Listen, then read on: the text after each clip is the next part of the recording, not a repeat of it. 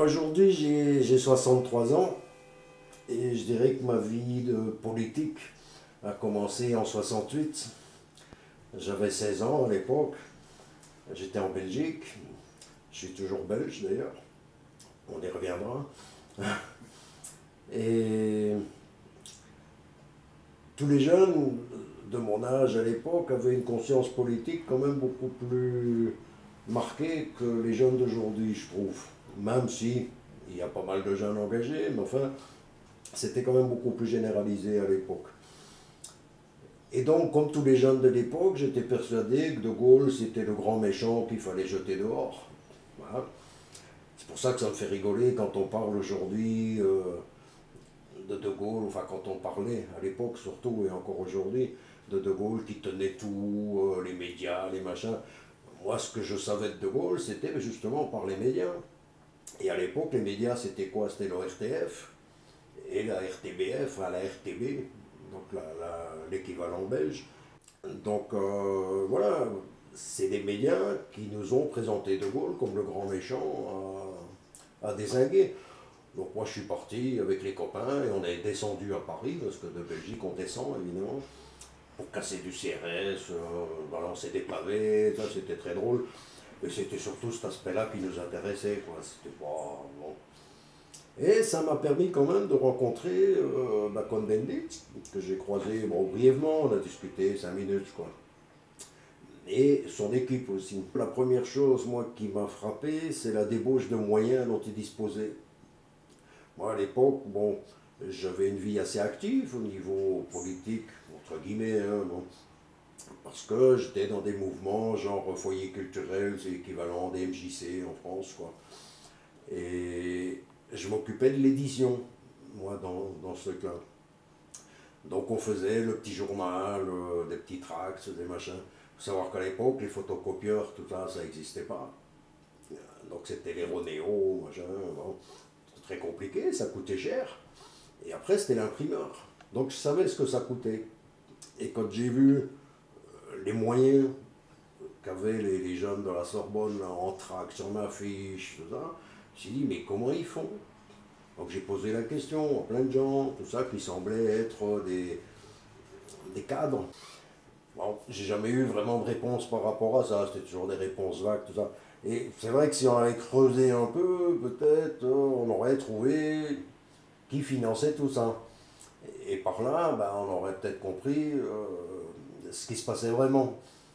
Avec le recul, aujourd'hui, on sait que De Gaulle dérangeait les banques, dérangeait les Américains, enfin dérangeait plein de monde.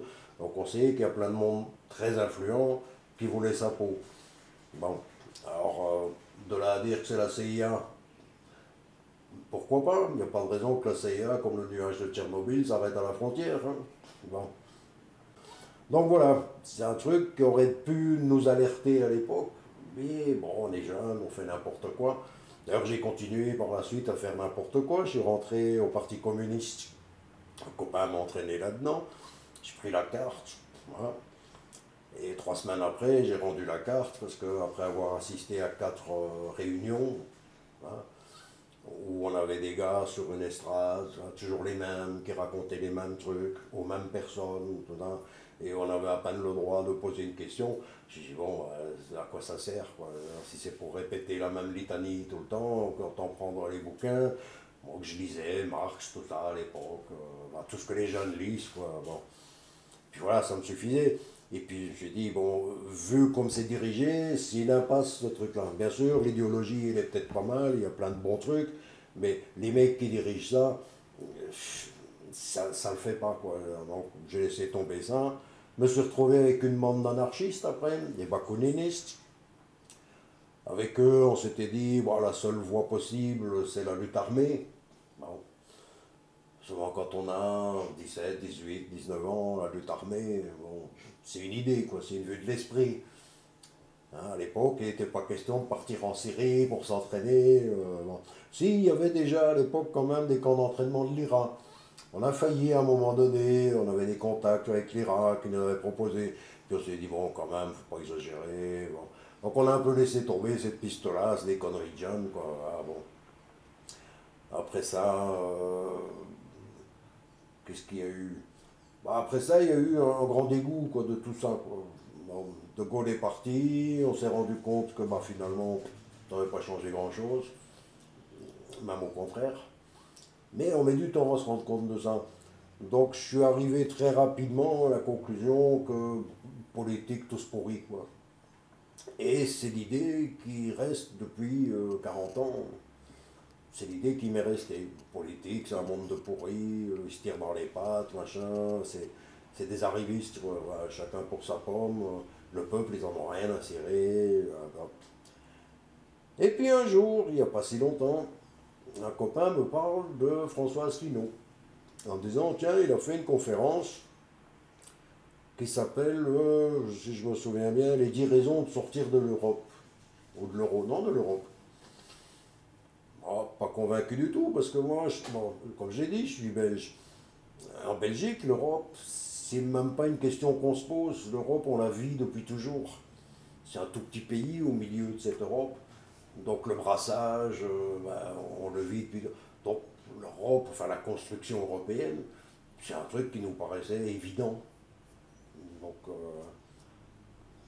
moi je t'ai dit, bon, bah, le gars, c'est encore un allumé qui est pas content, machin, on regardera ça à l'occasion, quoi. Bon. En plus, la tête qu'il avait sur la vidéo de présentation, et il l'avait pris sous un angle et un moment où le pauvre Asselineau, il ressemblait à quelque chose entre Hortefeux et Le Pen. Hein. Donc pas engageant du tout, quoi. Plus un titre qui me disait, bon, pourquoi est-ce qu'il faudrait sortir de l'Europe? J'avais ce même mépris contre tous les européistes vis-à-vis de ceux qui sont contre l'Europe, en disant, bah, ils auraient compris, les pauvres, c'est une évidence l'Europe. Mais moi, l'Europe, c'était, comme pour la majorité des gens, en schématisant, c'est la grande farandole, des gens qui se tiennent par la main autour du feu, et puis voilà, et on avance ensemble, quoi, hein, comme chez les scouts, quoi. C'est ça l'idée de l'Europe, en fait. C'est, voilà, on est tous copains, et on va tous dans le même sens. Oui, mais un jour, je me suis décidé à la regarder, la vidéo. Ça a pris du temps. Et puis voilà, j'ai commencé à regarder. Et puis, c'est un peu comme dans les dessins animés, tu vois la bouche qui tombe, là, la langue qui se déroule. Mais je suis resté, comme on dit, sur le cul, quoi. Et arrivé à la fin de la vidéo, j'ai eu du mal à m'en remettre. J'étais vraiment mal à l'aise. Pour une raison simple, c'est que je m'étais rendu compte que si tout ça était vrai, parce que j'avais quand même de forts doutes, que si tout ça était vrai, ben ça faisait 40 ans qu'on me prenait pour un con, quoi. Et, et que j'étais content, en plus, d'être pris pour un con. Donc, j'avais quand même des doutes. J'ai été en Belgique élevé par des jésuites. Hein, j'ai fait toutes mes primaires chez les jésuites. Donc je sais comment ils fonctionnent, comment ils arrivent à vous faire prendre des vessies pour des lanternes, tout ça. Et ça a été ma première réaction. J'ai dit, lui, c'est un jésuite, c'est pas possible. Donc j'ai relancé la vidéo. Et morceau par morceau, là, effectivement, bah, il y avait Internet, heureusement. J'ai commencé à chercher les sources qui citaient, tout ça, parce qu'on aurait déjà fait le coup plusieurs fois. Des gens qui vous citent des sources, si vous vérifiez la source, elle n'existe pas. Ou elle dit exactement le contraire de ce qu'ils disent.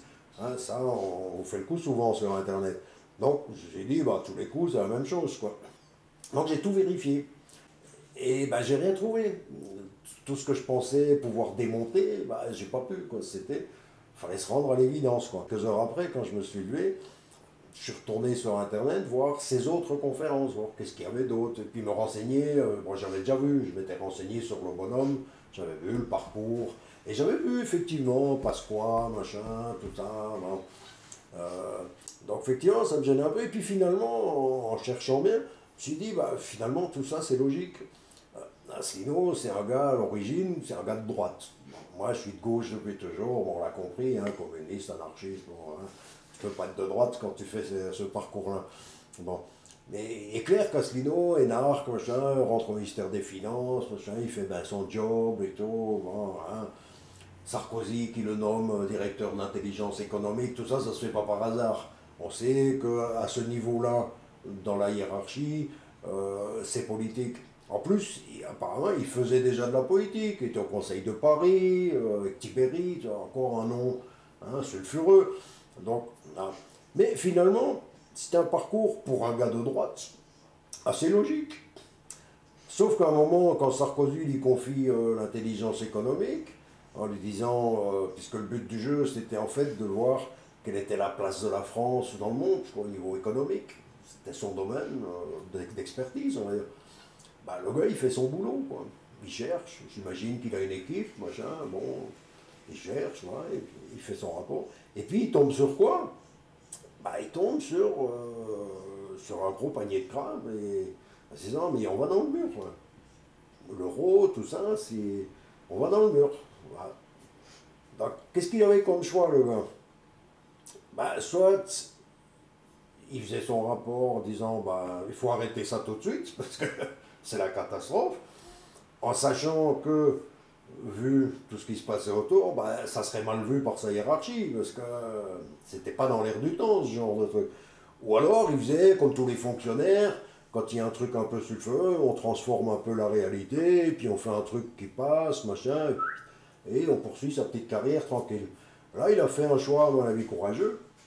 Bah, il a fait le rapport tel qu'il devait être fait. Il a dit la vérité, quoi. Voilà.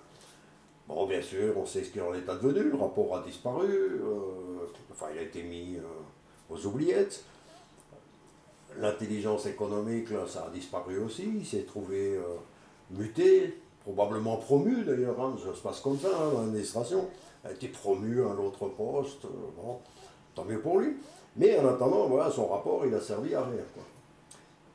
Donc le gars, à partir de là, il est persuadé d'une part que l'euro nous entraîne à la ruine, que l'Union européenne, bah, c'est ce qui fait que on est dans l'euro et qu'on est coincé. Donc il se dit, bah, il faut sortir de ce machin. Et arrive 2005. 2005, le fameux vote où les Français ont dit non, non, on n'en veut pas. Donc, bah, lui, qu'est-ce qu'il fait? Il dit, bah, il faut que je vote.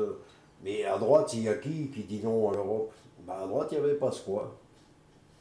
C'est le seul. Donc il va voir Pasqua. Il va voir Pasqua en disant, bah ouais, voilà, moi je suis avec toi parce qu'il faut sortir de ce merdier. Ah, il a mis un certain temps à se rendre compte que Pasqua, bah, finalement, c'était un râteau comme les autres pour récupérer les mécontents, machin. Donc bah ouais, il a quitté Pasqua. Mais le parcours et la logique, bah, elle se tient. Voilà. Et puis après, moi j'ai regardé ses conférences, tout ça, mais la dernière que j'ai regardée, c'est son programme. Bon, il faut dire aussi que le programme, ça fait 5 heures, quoi, hein, donc il faut quand même s'accrocher. Il faut du temps. Heureusement, j'en avais à ce moment-là. Donc j'ai regardé son programme et j'ai dit, bah putain, pour un mec de droite, j'ai jamais vu un programme autant de gauche, quoi. Parce que finalement, tout ce qu'il propose, d'ailleurs il s'en cache pas, c'est le CNR, quoi. Bon, il n'y a personne qui a jamais qualifié le programme du CNR de programme de droite, il me semble. Mais maintenant, si c'est de droite de vouloir récupérer l'indépendance et la souveraineté de la France, à ce moment-là, je suis devenu un homme de droite. Mais, je veux dire, c'est des mots qui n'ont plus de sens, droite et gauche aujourd'hui. Alors on le voit bien, Sarkozy était de droite, Hollande il est de gauche, et on a quoi comme différence? À la limite, Hollande il est encore plus à droite que Sarko. Quoi. Donc, voilà. Donc ben voilà, finalement, je me suis retrouvé, grâce à un homme de droite, je me suis retrouvé à militer, parce que j'ai décidé de militer pour un parti qui a un vrai programme de gauche, qui est le seul programme de gauche.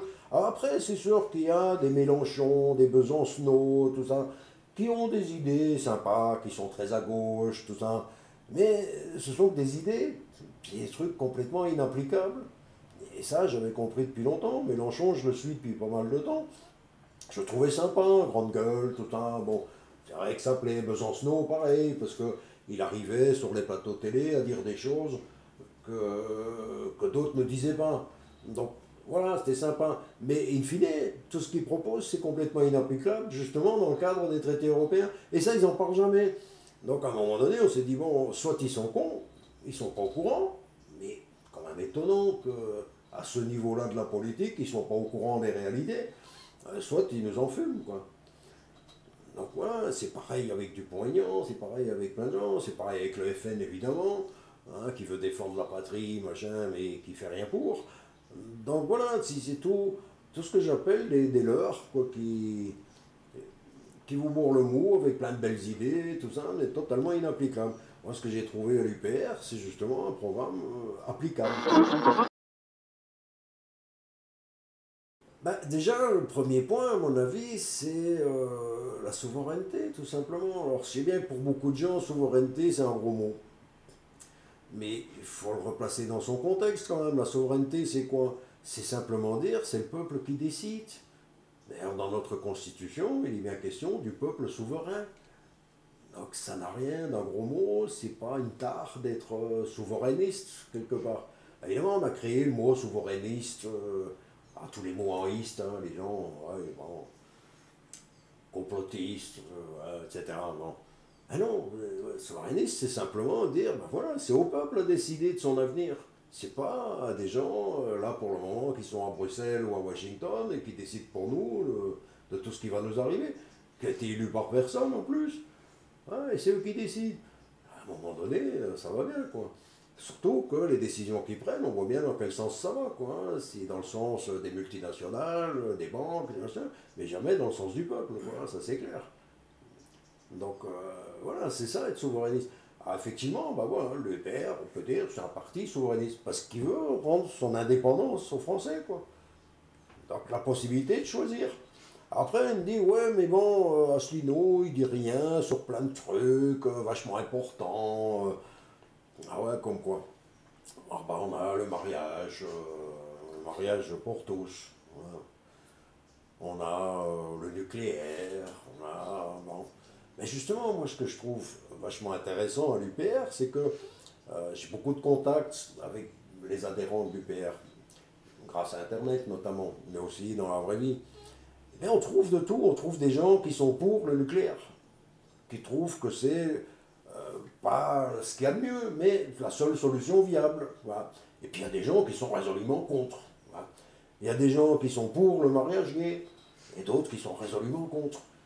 Mais ces gens-là, ils ont un truc en commun, c'est qu'ils savent que s'ils veulent imposer leurs idées, ben, il faudrait d'abord qu'ils soient libres de voter pour ces idées. Or, ce n'est pas le cas aujourd'hui. Aujourd'hui, quelles que soient les idées qu'on peut avoir, organisons un vote, demandons aux Français s'ils sont pour ceci, pour cela, contre ceci, contre cela.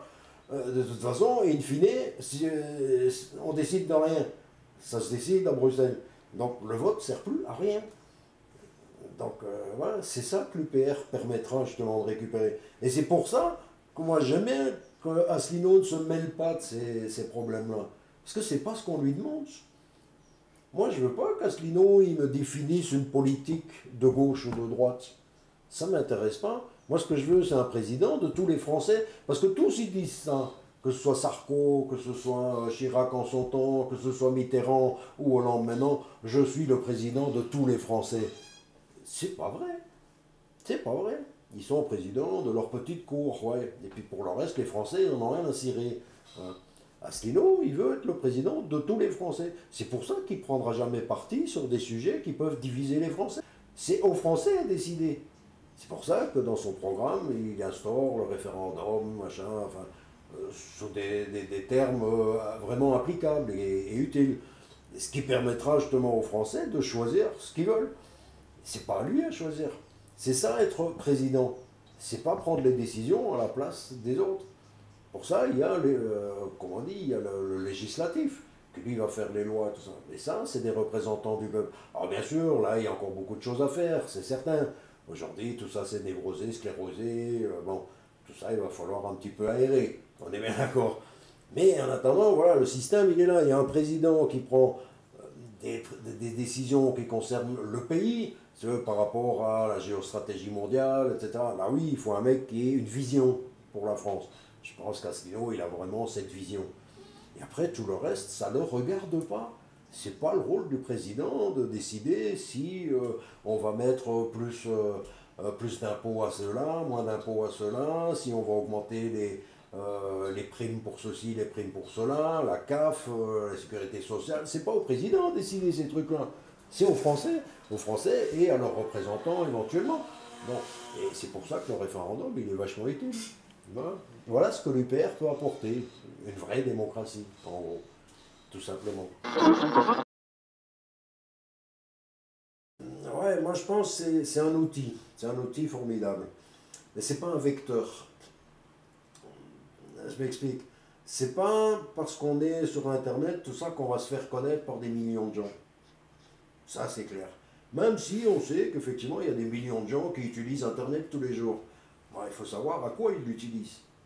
Bon, il y en a, c'est pour regarder des films de cul, on le sait, même si hein, il ne faut pas en parler. Après, c'est pour consulter la banque, machin, le catalogue de la Redoute ou des Trois Suisses. Il faut en citer trois, c'est ça? Bon, bah, il y a trois Suisses. Voilà, c'est ça l'utilisation d'Internet aujourd'hui. C'est le quotidien, c'est des petits trucs. Bon. Et c'est pas forcément la recherche d'informations.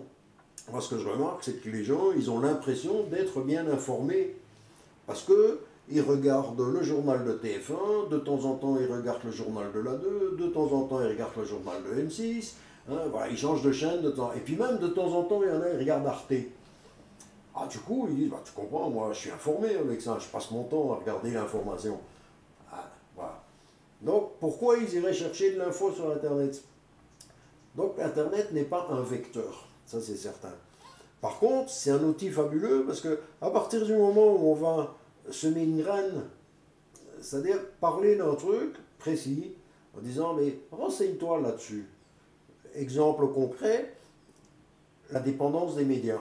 Les gens vous disent, oui, les médias aujourd'hui,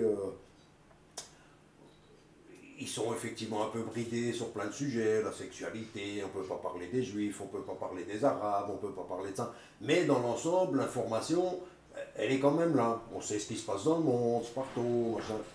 Ah, je leur dis, bah oui. Je dis, exemple, as-tu entendu parler de ce qui s'est passé en Islande depuis quelques années?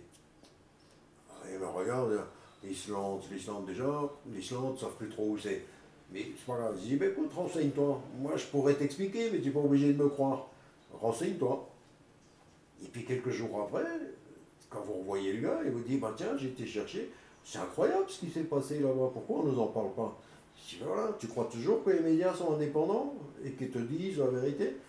Depuis des années, enfin au moins depuis 2008, depuis la crise, la dernière, on nous présente à la télé des tas d'experts, parce que c'est des hommes de l'art, qui nous expliquent le pourquoi, le comment et toutes les solutions qui vont avec. Pourquoi il n'y en a aucun qui nous parle de la solution que les Islandais ont trouvée et qui a l'air de fonctionner en plus, parce qu'on a du recul aujourd'hui. Ça a l'air de fonctionner. Pourquoi ils ne nous en parlent pas? Est-ce que c'est anodin? Bien sûr que non.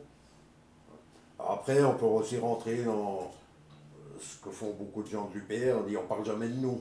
Bon, évidemment, mais enfin, on est encore tout petit, bon, ça peut s'expliquer. Mais il est certain que même si on était très gros, aujourd'hui on est 7000 adhérents, je crois, dans ces eaux-là, même si on était 20 000, ils ne parleraient pas plus de nous.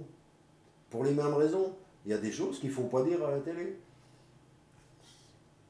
Quand est-ce qu'on a entendu à la télé, il faudrait envisager éventuellement de sortir de l'Union européenne? Parce que finalement, on a quand même le droit de se poser la question. On a signé un contrat il y a quelques années, en disant on va se mettre tous ensemble, machin. Et là, tout le monde vous dit, ouais, mais ça marche pas, c'est le bordel, ça, tout le monde est d'accord là-dessus, ça marche pas. Et il n'y en a aucun qui, à un moment donné, dit, mais est-ce qu'on ne pourrait pas remettre le contrat en question, là, et dire, bon, et si on reprenait nos billes, que, bon, on pourrait au moins se poser la question. Ça serait un boulot de journaliste normal. Ah non, c'est une question qu'on ne pose pas. Donc, voilà, ça me paraît quand même fondamental. Donc, est-ce qu'on est toujours en démocratie en sachant ça? Pas besoin de répondre à la question.